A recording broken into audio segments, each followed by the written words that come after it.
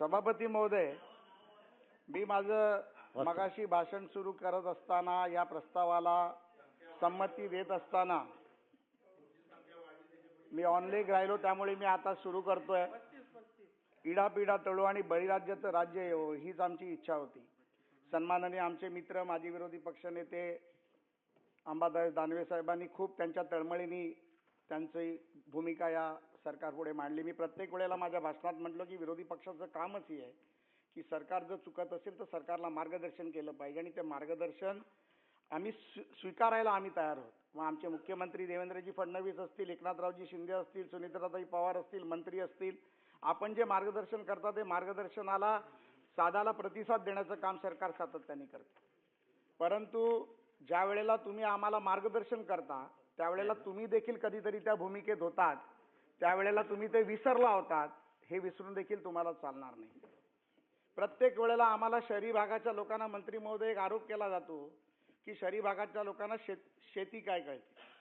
आम्ही देखील कष्टकऱ्यांची मुलं आहोत, कामगारांची मुलं आहोत, आम्ही देखील शेती करतो, फळबागायतदार करतो, आम्हाला देखील शेती कळते. कदाचित तुमच्या एवढी कळत नाही, पण तुम्ही ग्रामीण भागातल्या लोकांना आमच्या मुंबईचा FSI बरोबर कळतो एवढं मला तुम्हाला सांगायचं आहे.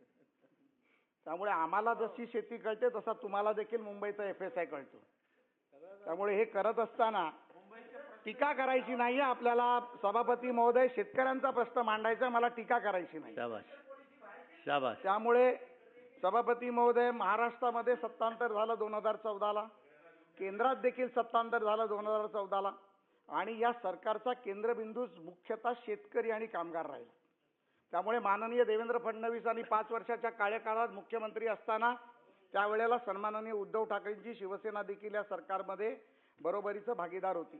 सन्माननीय उद्धवजी आमचे नेते होते, एकनाथरावजी शिंदे होते, उपमुख्यमंत्री देखील होते आणि त्या काळात देखील शेतकऱ्यांचे अनेक प्रश्न हे सातत्याने पुढे नेण्याचं काम आपण त्या काळामध्ये केलं गेलं. आणि केंद्र सरकारने देखील माननीय देशाचे पंतप्रधान नरेंद्र मोदींनी शेतकऱ्याला केंद्रस्थानी ठेवून शेतकऱ्याचा विकास कसा होईल, शेतकऱ्याला सर्वसामान्य शेतकऱ्याला त्रास होणार नाही, त्यामुळे त्याच्यासाठी अनेक योजना आणल्या. शेतकऱ्याच्या खात्यात 2000 रुपये टाकण्याचं काम केलं. त्याबरोबर राज्य सरकारने त्यांच्या साथीला साथ देऊन 2000 राज्य सरकारने वाढवले. अशा अनेक योजना आपल्या माध्यमातून केल्या गेल्या. तुम्ही प्रत्येक वेळेला म्हणता 7-12 कोरा कोरा कोरा, पण मला एकच सभापती महोदय तुम्हाला विचारायचं आहे की उद्धव ठाकरे मुख्यमंत्री असताना 50,000 रुपये अनुदान देतो. मुख्यमंत्री होते ना, ते सांगतोय मी. मुख्यमंत्री म्हणून ऑनरेबल नाव मुख्य मी सन्मान. बोला बोला बोला बोला माझ्याकडे बघून बोला, माझ्याकडे बघून बोला. सभापती महोदय, ज्या वेळेला मुख्यमंत्री होते त्यावेळेला सांगितलं की 50,000 रुपये मी अनुदान भत्ता देईन.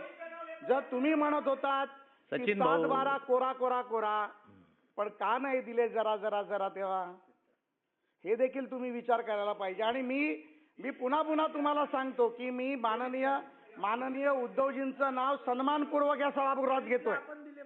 बरं. हा, नाही मी तेच म्हणतो ना, का नाही दिलं जरा जरा जरा. तुम्ही म्हणता 7-12 कोरा कोरा कोरा, त्यामुळे आता ते आम्ही दिले जरा जरा जरा करून पूर्ण दिले. आणि हे करत असताना सभापती महोदय, मी पुन्हा तुम्हाला सांगतो की सन्माननीय सदस्य सचिन अहिर साहेब असतील, सुनील शिंदे साहेब असतील, आमचे मित्र दानवे साहेब असतील, मी उद्धव साहेबांचं नाव कधीही चुकीच्या पद्धतीच्या सभागृहात घेणार नाही, कारण ते या राज्याचे मुख्यमंत्री राहिले आणि मुख्यमंत्री म्हणून त्यांचा सन्मान आम्ही करणार. परंतु जे करत असताना ज्या चुका केल्या त्या देखील आम्हाला दाखवाव्या लागतील.